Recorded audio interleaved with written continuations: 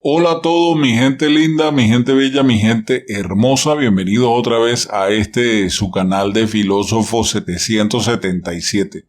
Nosotros no podemos olvidar dónde cayó esto. Y sobre todo cuando ahora aparecen candidatos a defender la visión de Hugo Chávez, a defender las grandes maravillas que hizo el comandante supremo eterno. Maravillas. Hoy vamos a hablar del gran culpable.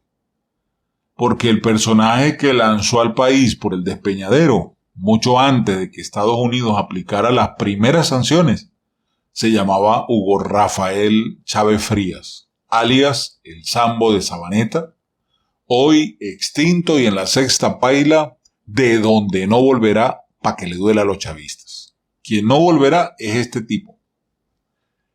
En el 2017, nadie, ni fuera ni dentro de Venezuela, mucho menos el gobierno, tenía información confiable sobre la situación económica del país. Con los muy pocos datos disponibles, se estimaba que desde el 2014 hasta el 2016 el Producto Interno Bruto en Venezuela se había disminuido en un 24.3% y que la tasa anual de la inflación entre enero y agosto fue del 758% y de 1.350%. La inflación, 1.350, recuerden esas fechas. Tampoco nadie sabía cómo esas cifras se reflejaban en la vida diaria de los venezolanos, salvo las víctimas que escarbaban entre la basura buscando algo de comer. Recuerdan las fotos, las imágenes, donde veíamos inclusive funcionarios de la Guardia Nacional escarbando basureros. En sus más de 10 años en el poder, el bobo de Cúcuta, Nicolás Maduro, ajustó los salarios 32 veces. Pero en todas las ocasiones el trabajador ha quedado con una menor capacidad de compra. Ninguna posibilidad de endeudamiento. Las tarjetas de crédito en Venezuela ya no sirven para nada. Y con dificultades para llegar a fin de mes. Los desequilibrios que han ocurrido son espantosos. Para cubrir la cesta básica alimentaria actual se necesitan 20 salarios mínimos. El sueldo mínimo en junio del 2022 solo alcanzaba para comprar el 5% de los alimentos de la canasta básica. Algo imposible de cubrir a menos que hubiese un milagro. El valor de la canasta básica alimentaria actualmente se ubica en $477,52. El arreglo chimbo ese que fijó Maduro está en un aproximado en ese entonces de $23,76 en ese entonces. La comunidad internacional se sorprendió, pero no salió de allí. Ni preguntó cuántos han perdido los niños venezolanos de peso o de talla. Esa cotidianidad no escandaliza a los influencers progresistas que visitan Caracas, que se hartan en McDonald's y que dicen Venezuela se arregló. Lo mismo ocurrió con el autoritarismo que se instaló en Venezuela desde el mismo instante de la llegada del teniente coronel Hugo Rafael Chávez Frías, el Sambo de Sabaneta, hoy extinto y en la sexta paila de donde no volverá. Este personaje se negó a jurar sobre una constitución moribunda. ¿Recuerdan la moribunda? Ninguno allí presente, ni parlamentarios, ni representantes de los poderes públicos, constitucionalistas, ni ningún soldado patriota alzó la voz en ese momento contra la ilegalidad del acto. Porque ningún presidente puede jurar por una constitución moribunda. Eso es ilógico. Nadie se escandalizó, ni fuera del sitio ni dentro, sino que lo tomaron como cierta excentricidad de Hugo Chávez. Desde enero de 1999 hasta esa mañana que amanecimos sin electricidad como todo el centro costero del país, la situación venezolana no ha dejado desde entonces de resquebrajarse y de empeorar día tras día. Han tenido más éxito las extravagancias y los divertimentos de los amigotes de Alí Baba, que gobiernan, que el sufrimiento y el grave deterioro fisiológico de nuestra población, donde lo que se ve es desnutrición, hambre, falta de medicinas, represión, tortura, delincuencia, ausencia de justicia y muerte. Venezuela, con sus 7 millones de migrantes a la deriva, ha sido el tema de conversación tan recurrido como el "aunque usted no lo crea" de Ripley, o como un inventario temerario de los récords Guinness. Hasta ahí, nada de acciones concretas. Mire usted que había señales para preocuparse.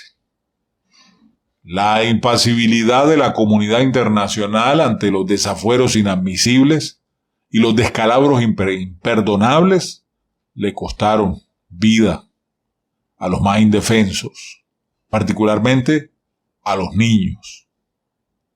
Un embajador de Washington en Caracas, ante los alarmantes desatinos que anunciaba el Sambo de Sabaneta, hoy extinto y en la sexta paila, de donde no volverá, llegó a declararle a los periodistas que se fijaran en los hechos y no en las palabras.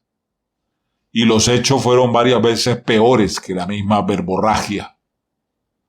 En las horas más difíciles del deslave de Vargas en 1999, Hugo Chávez rechazó la ayuda de los estadounidenses que venía en camino con hospitales de campaña, con maquinaria especial, con alimentos, con médicos, con experiencia en ese tipo de tragedia natural. Nadie sacó cuenta de cuántos se habrían salvado si los muchachos del tío Sam hubiesen llegado a echar una mano.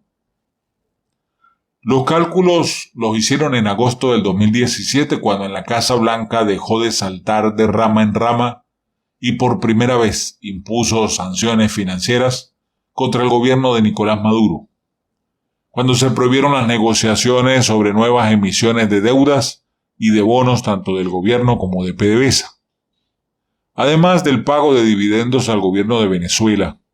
Era algo evidente el chanchullo presente en las cuentas fiscales desde hacía tiempo.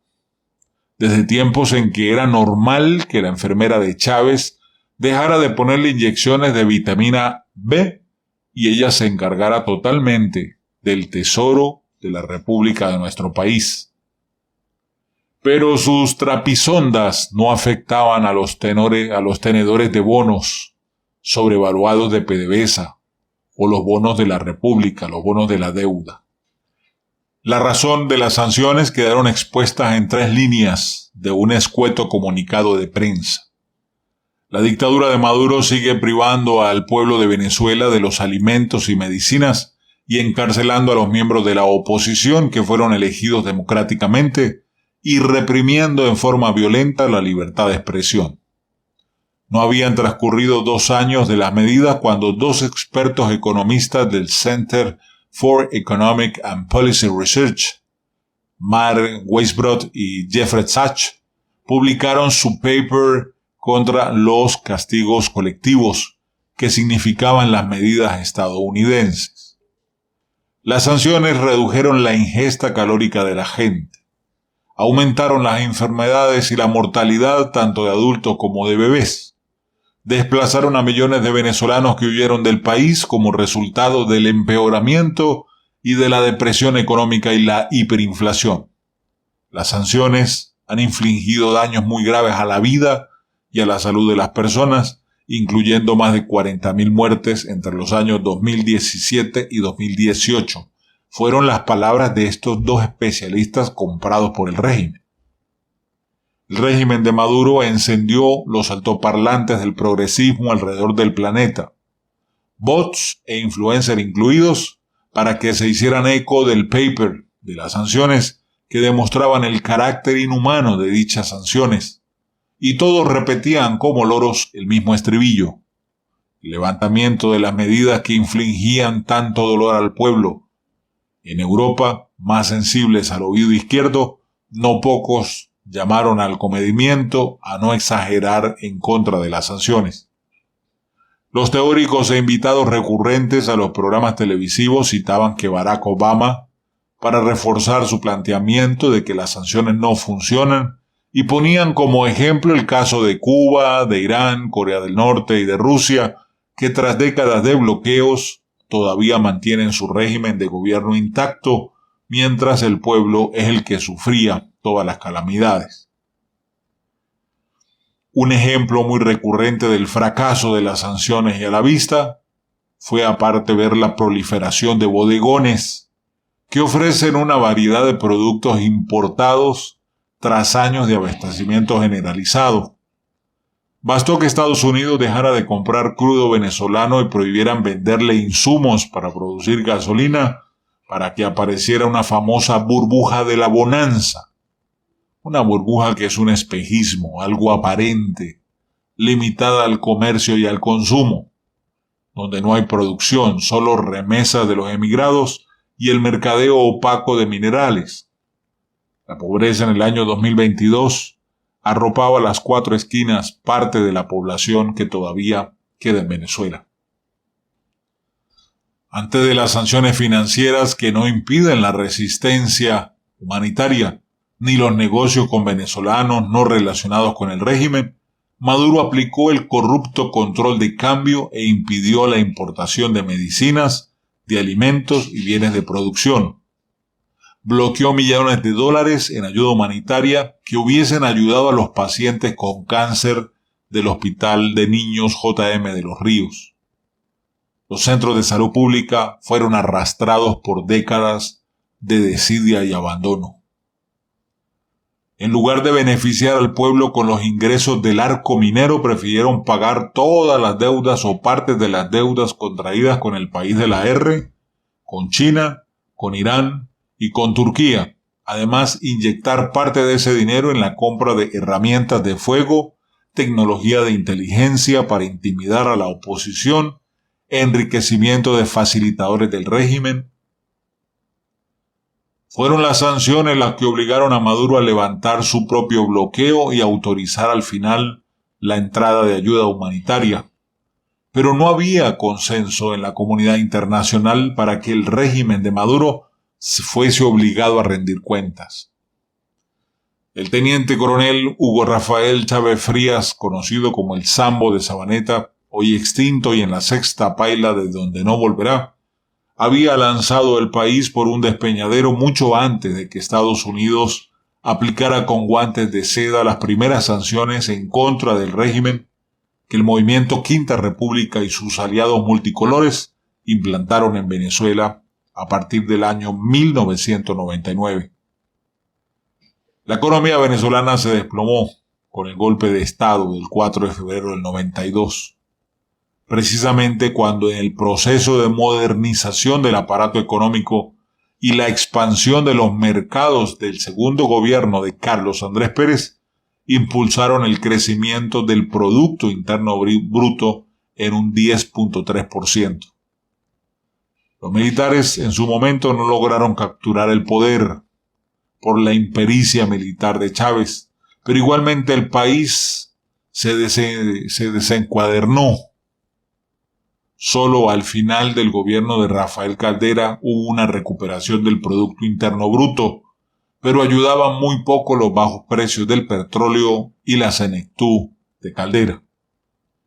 Ya al sentarse en la silla presidencial, Hugo Chávez y su fiel perrito Jorge Giordani, ministro de Planificación, prometieron sacar a flote el submarino, pero ocurrió todo lo contrario. La llevaron a pique. Las cargas de profundidad lanzaban desde el propio puente de mando y con los aplausos de la tripulación.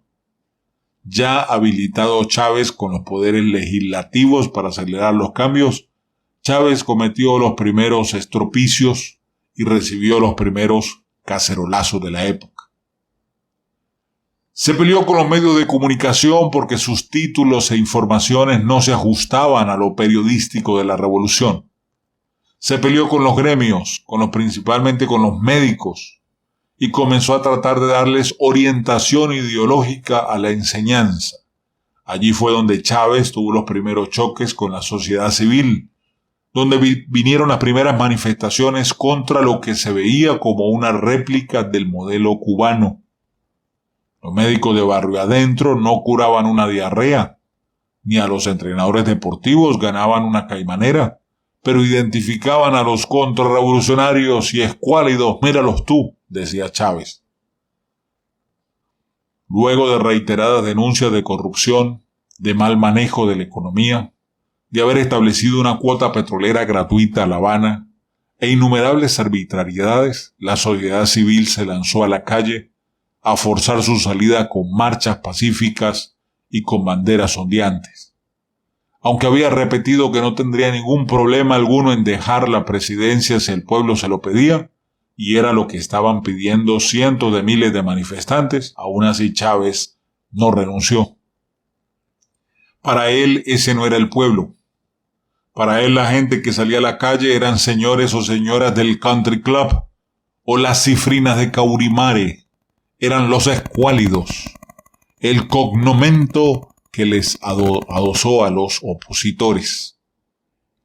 En abril del 2002, en una hipotética marcha que superaba con creces todas las realizadas esa semana, cundió la idea de llegar hasta Miraflores y exigir la renuncia.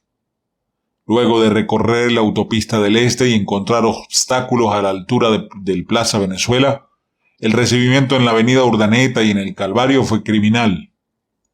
Francotiradores apostados en las azoteas de los edificios cercanos a Miraflores empezaron a matar a sangre fría a los manifestantes. Oficialmente hubo 18 muertos y 69 heridos. Oficialmente. Es decir, realmente hubieron más. Como resultado, el comandante general del ejército cuestionó el manejo violento de los acontecimientos y otros militares que habían respaldado le exigieron la renuncia al jefe de Estado, la cual aceptó, así lo dijo el general Lucas Rincón, jefe del Estado Mayor Conjunto. Durante 2 días se intentó instalar un gobierno civil, pero los paracaidistas del general Raúl Isaías Baduel terminaron las discusiones en Fuerte Tiuna de los altos oficiales de las Fuerzas Armadas Nacionales que no querían aceptar que se había roto el hilo constitucional y que debían proceder en consecuencia.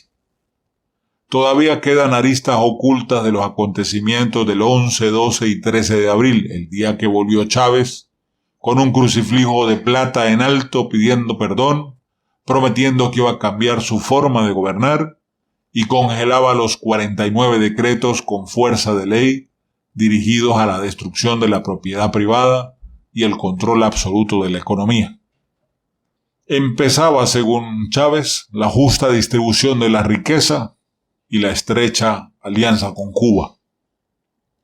Cuando la economía parecía boyante por los altos precios del petróleo y la posibilidad que se le abrió a PDVSA de emitir bonos de todo tipo, más los nuevos impuestos, más el incremento del IVA, Chávez solicitó, considerando que las reservas monetarias estaban sobrepasadas, que se le entregara $1 millardito, el primero de varios, para él administrarlo a discreción a favor del pueblo.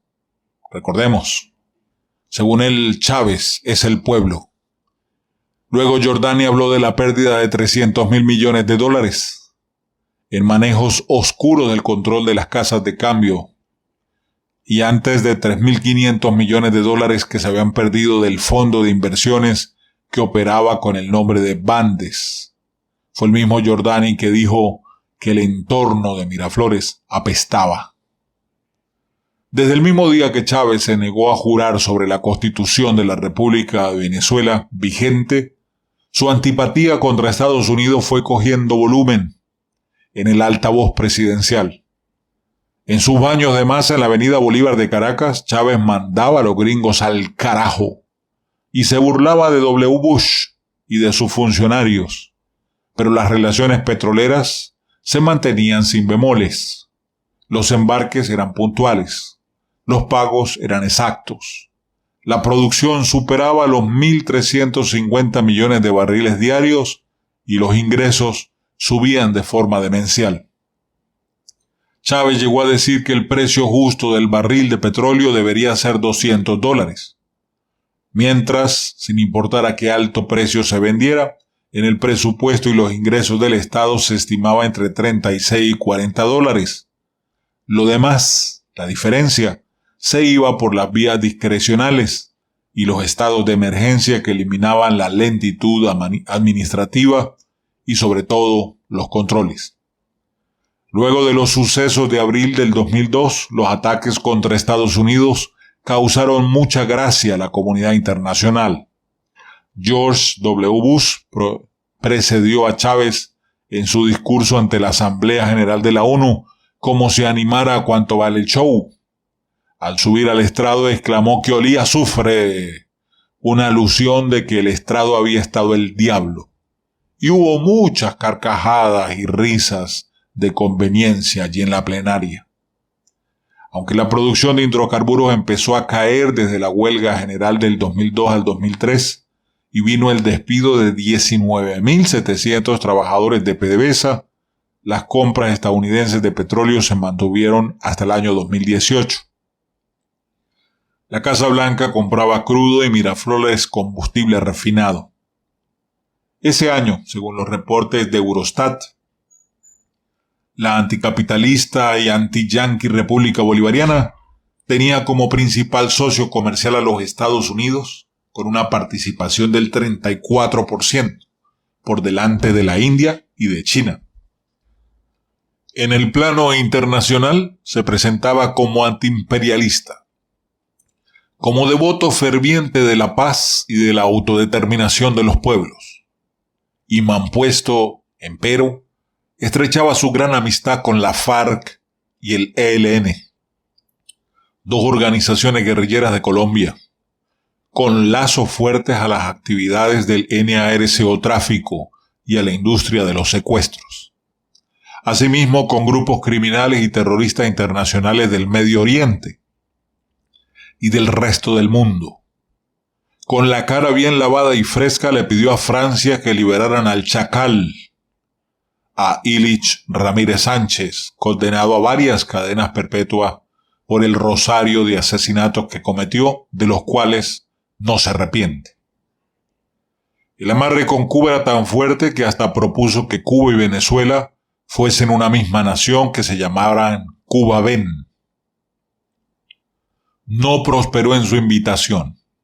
La idea de los Castro era más colonial. La primera acción firme de Washington contra el gobierno bolivariano se concretó en el 2006, cuando prohibió que se le vendieran herramientas de fuego y equipos militares.